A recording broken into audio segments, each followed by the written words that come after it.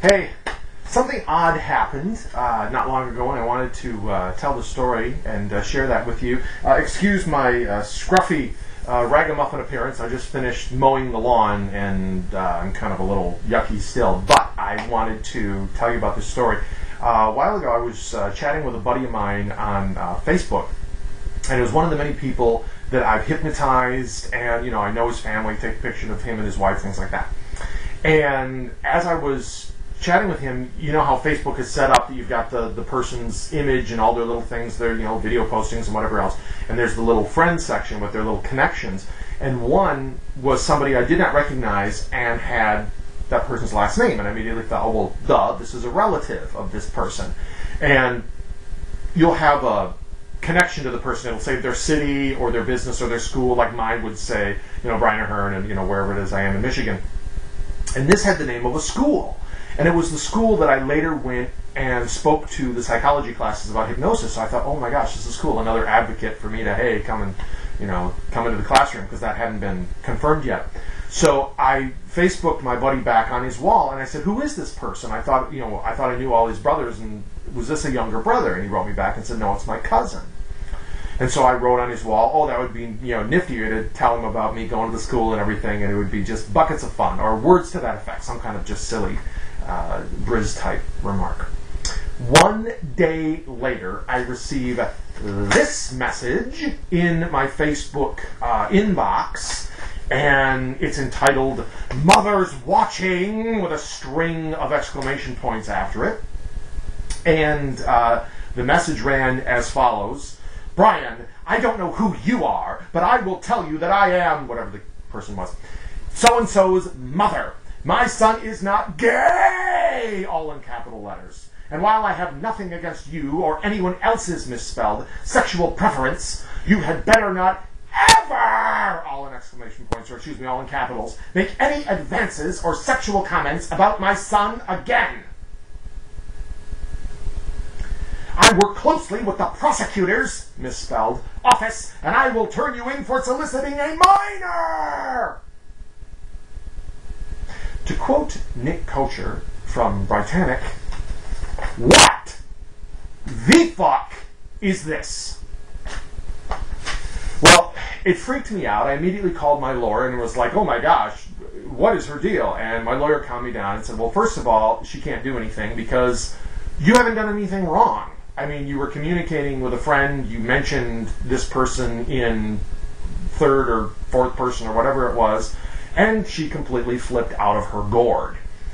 And, after my lawyer calmed me down and said, don't worry about it, there's nothing she can do directly. However, he said, take care, because this is the kind of person, he said he's dealt with this sort of person before, they get indignant over nothing, they become very obsessive, and when they find out that there's nothing actionable, nothing that they can do against the person that they've created this problem about, they become angry and seek what he referred to as a back door, meaning they try to attack you in some other way. And he said, my concern is this woman would then try to raise a public furor about, well, is he even certified to practice hypnosis? Yeah, honey, I think I am, okay?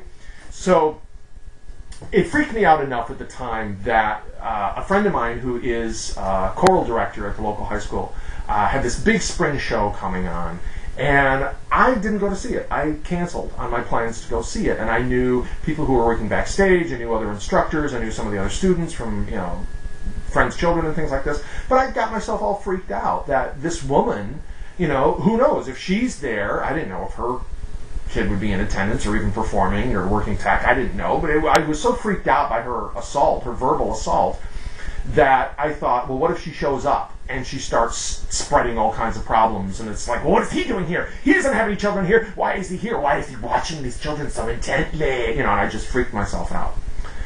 And the thing is, this kind of paranoia, this ridiculous urge to attack people, is not new. It's been going on for a while. Here's something I found online, and I remembered this after I finally collected myself. This was from the Daily Mail overseas, so it's not just in America, it's happening all over the world. And it's an article that says, father of three branded a pervert for photographing his own children in a public park. And it's a story about this guy, Mr. Crutchley, and his family. Very nice picture of the family there on a family outing. And what happened was, let me just read this. They were at a park where they had a big inflatable slide where the kids could ride on. Mr. Crutchley, 39, who had taken pictures of his own children, was evidently, he was attacked by these women, not physically, but they just suddenly yelled. He was taking innocent snaps of his own child, and this led to him being called a pervert. One even accused him of photographing other youngsters to put on the internet. Mr. Crutchley, as I was saying, 39, who'd taken pictures only of his own children, was so enraged he even found 2 policemen who confirmed that he'd done nothing wrong. Here's a picture he shared with the newspaper of his children on the slide. Yesterday, Mr. Crutchley had said, "What is the world coming to when anyone seen with a camera is assumed to be doing things that they should not? This parental paranoia is getting completely out of hand. I was so shocked. One of the police officers told me it was just the way society is these days. He agreed with me that it was madness." And he goes on to talk about how these women were relentless. It didn't matter that he had a digital and he showed they were only pictures of his own kid and they were policemen to confirm it. They refused to believe it. The woman running the slide told him he had to stop taking pictures. She told me I could not take pictures of other people's children. I explained I was only interested in taking photos of my own children. And he even pointed out this was taking place in a public park. I showed her the photos I had taken to prove my point. Then another woman joined in and said her child was also on the slide and she didn't want me taking pictures of her youngster. I repeated the only people being photographed were my own children, said Mr. Crutchley.